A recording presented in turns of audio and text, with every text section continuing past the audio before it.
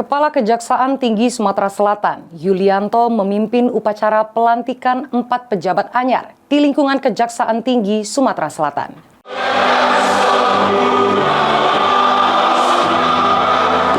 Kepala Kejaksaan Tinggi Sumsel Yulianto memimpin upacara pelantikan sama pengambilan sumpah jabatan para pejabat anyar di wilayah hukum Kejaksaan Tinggi Sumsel.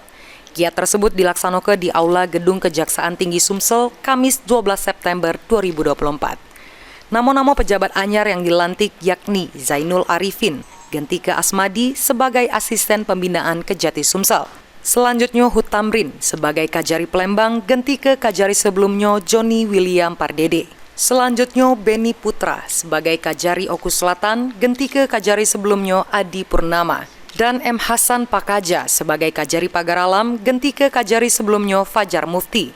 Selanjutnya juga ngelantik Muhammad Kozin sebagai Kajari Musirawas.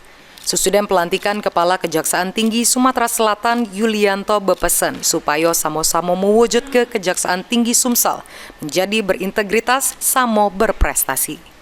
Lutfi, PAL TV.